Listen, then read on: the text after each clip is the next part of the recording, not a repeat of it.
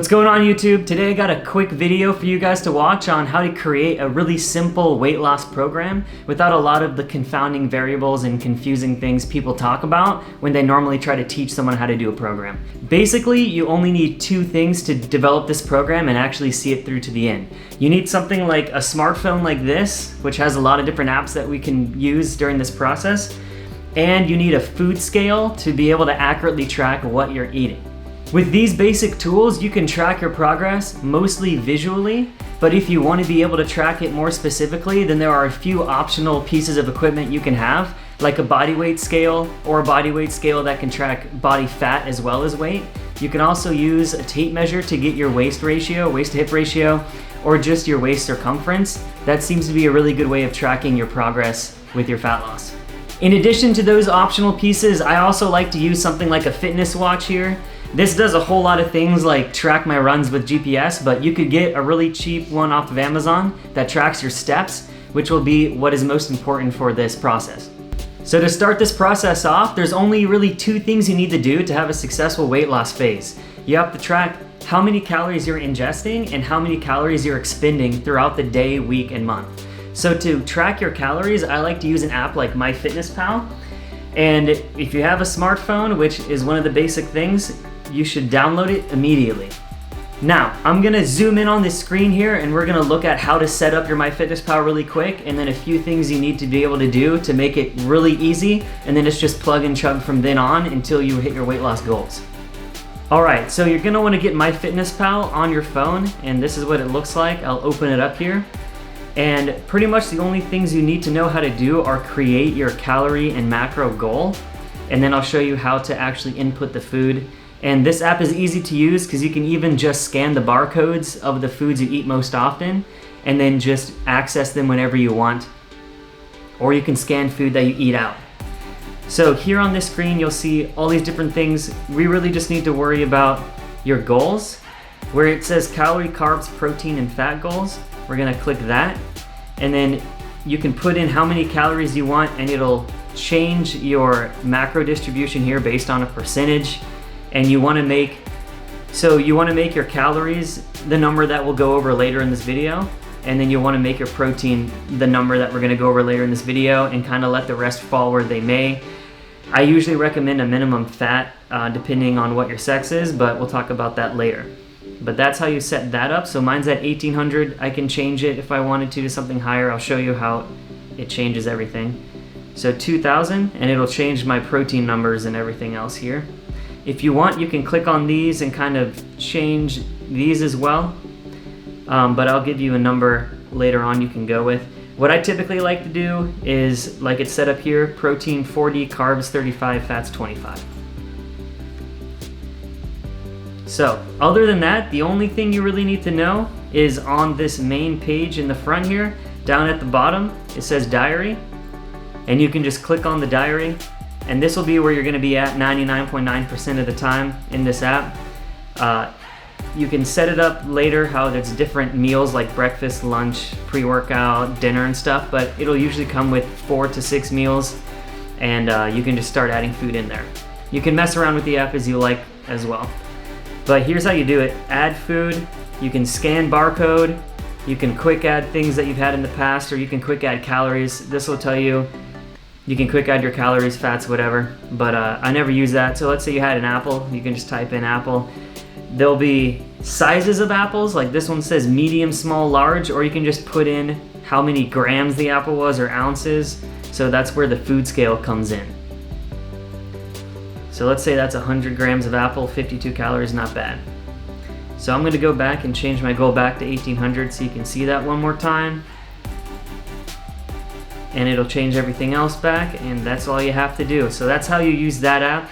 Literally what I do every day is I'll come in, go to diary, create what my day is gonna look like, and then I'll just, every time I wanna eat something, I'll open that up and I'll just start checking things off as I eat it throughout the day.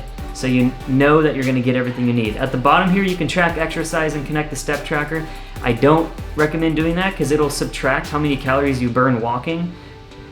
It'll add those calories back onto your calories in the app, so you'll end up overeating, so don't do that for sure. And then you can add water. I never really track that. And then you can click on nutrition, and it'll give you a distribution here.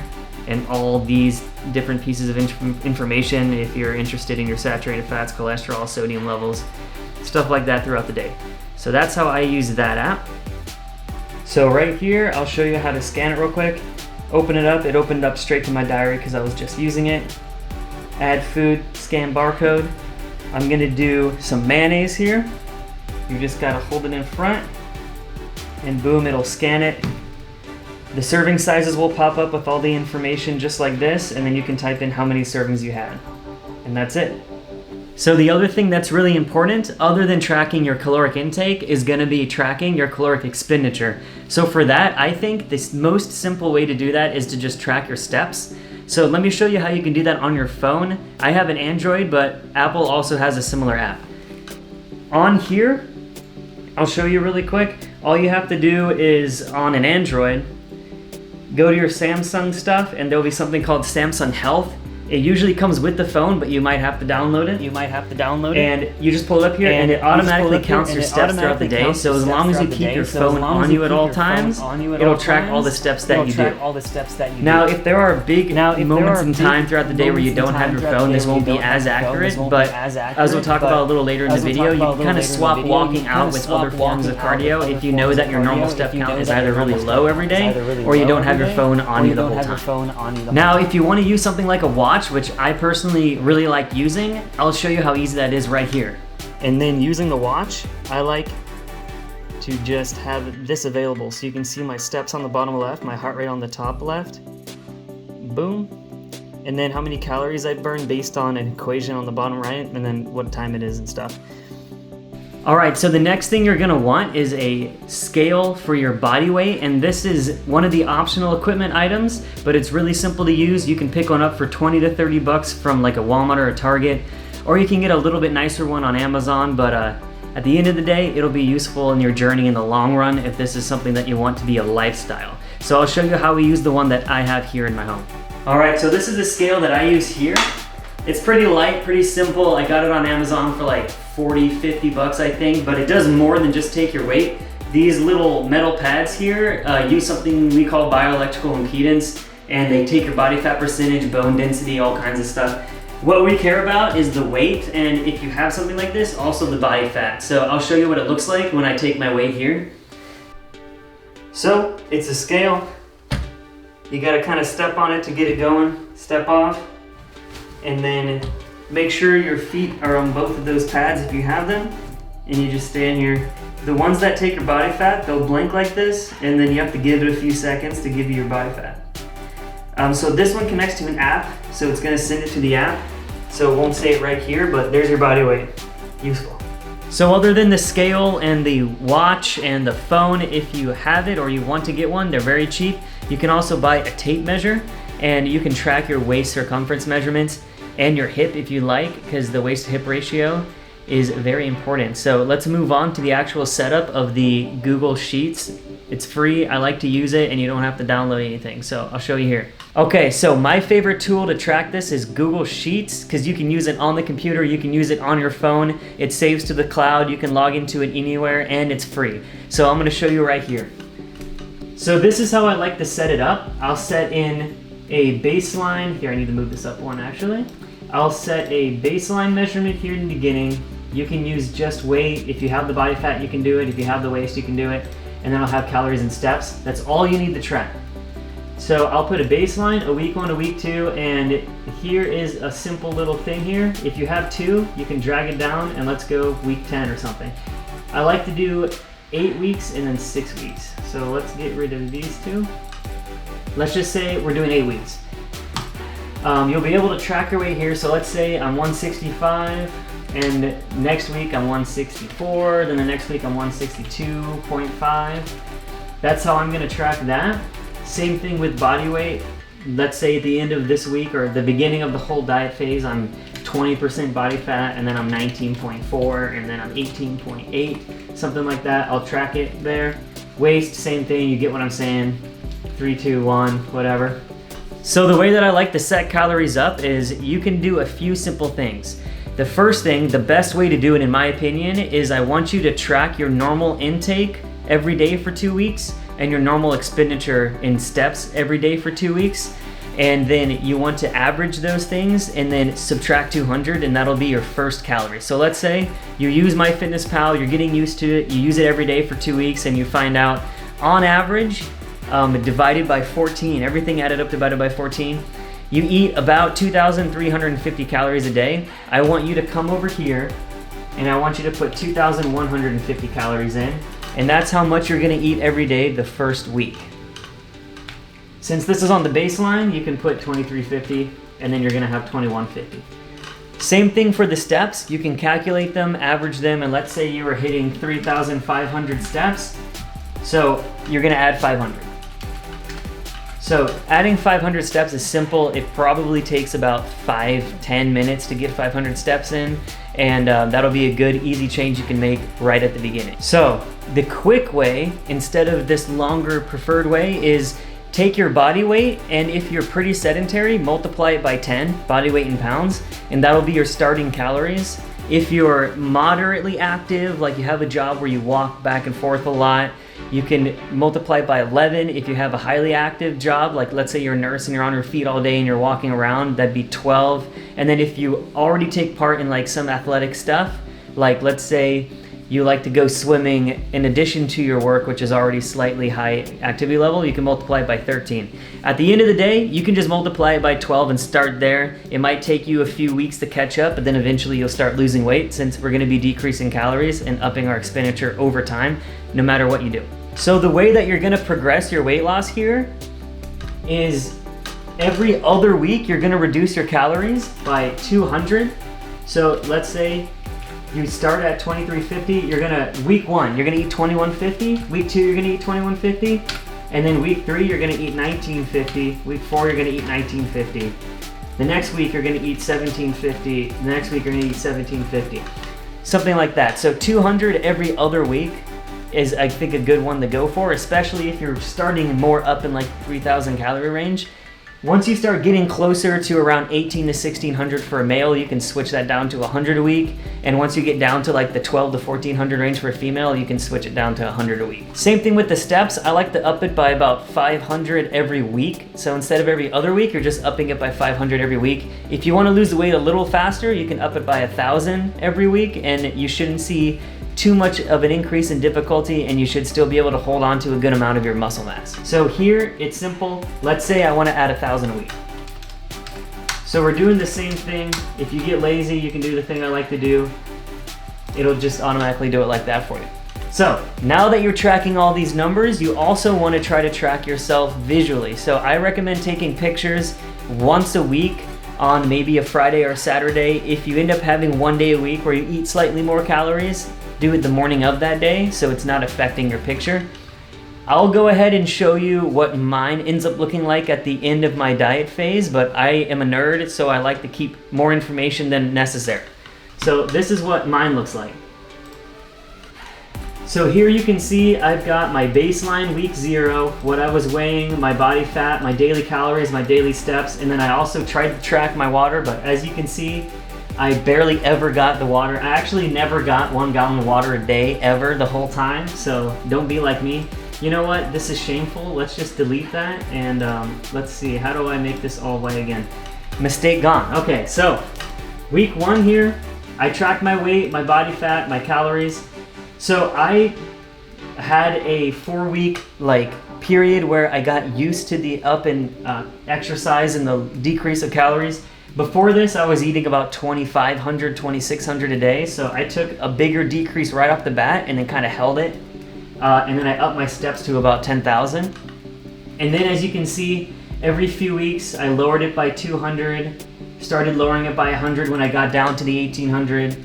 And you can see I was actually at the end of this week, I was 162 at like 18.9 here at 1,600 and then 20,000. And I did get that, I remember this. And then with the steps, I kept it at 10,000 and then I upped it by about 2,500 every other week just because I wanted to get down to a certain weight. I had a certain time frame. I had exactly 12 weeks and then that was it. So you can take it slower if you don't have something you're preparing for. So because of my nerdiness, I also created some charts here of my gradual decline in body weight, my gradual decline in body fat, I track my steps every day, some notable things that happened, like I got a squat PR right at the beginning of the diet, and then my strength obviously stayed the same mostly, but kind of went down a little bit, especially on my bench.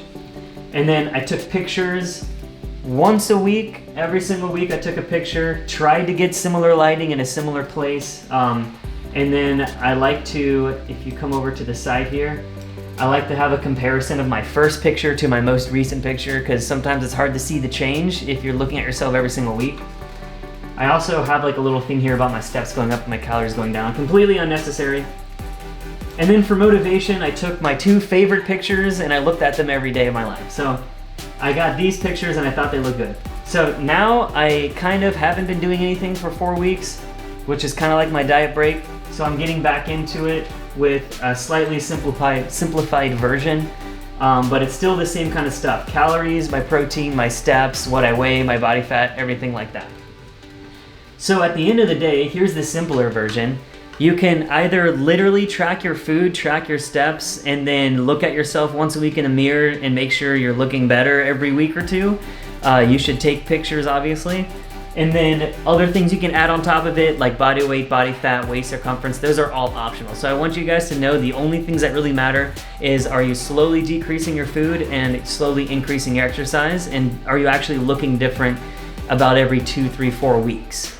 So that is how you get the calories. And so the quick way, take your body weight in pounds, multiply by 12. That's a fine starting point. For your protein, literally just take your body weight and that's it. Body weight in pounds. So me, let's say I'm 175. My protein goal for the day is 175, and I like to keep it like that the entire time. If you're having trouble getting that much protein, you can lower it to what your goal body weight is. So let's say I'm 175, my goal body weight's 150. My protein every single day is gonna be 150. So that's it. Either your current body weight or your goal body weight. So if you're 300 pounds and you're about to lose weight, maybe go for your goal body weight. It's really hard to get 300 grams of protein, plus it's probably not the best for you, so go for your goal body weight if you're anything over like 200 most likely.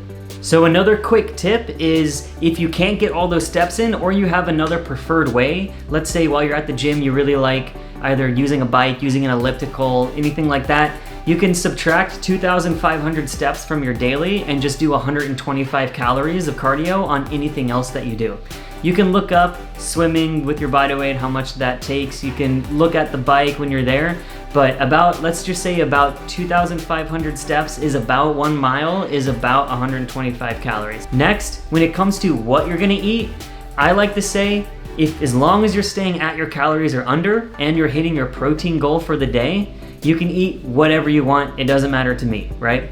You might have some dietary restrictions like having too much sodium or anything like that, but aside from that, I say whatever you want. So for me, I'll have all kinds of things where I like to have high carb, low fat. Some people like high fat, low carb, doesn't really matter. You might want to throw a donut in there before you go to the gym. Who cares? As long as you're staying at your calories and you're staying at your protein, it doesn't matter what you eat. So I'm not one to preach like keto or anything like that. Don't focus on any of that. We're trying to make a simple weight loss program here. Eat whatever you want as long as you're hitting those 2 goals. So using all that information, the goal is really to lose about 1% of your body weight a week in body fat, and that'll help make sure that you keep muscle on your frame, especially if you're hitting those protein goals. And I also like to make sure people take a diet break after the first 8 weeks. I think a 2-week-long diet break where you add about 50% calories on and you half your steps. It's been shown that if you go like 6 to 8 weeks, take a 2-week break just like that, and then go another 4 to 6 weeks, those people have the best chance of retention of their weight loss and the best results in general throughout their program. Also, just a quick little thing here, I like to make sure that females don't go below about 25 to 35 grams of fat, and males don't go below 35 to 45 grams of fat, just for hormonal function, but that's something for another video. Okay, that's it guys. I'm hoping with that bit of information there, you can create a really easy to follow, really easy to make program that'll help you guys meet your goals. Remember, all you need is a cell phone and some type of food scale, and you're well on your way. Thank you guys for watching the video, and I'll see you next time.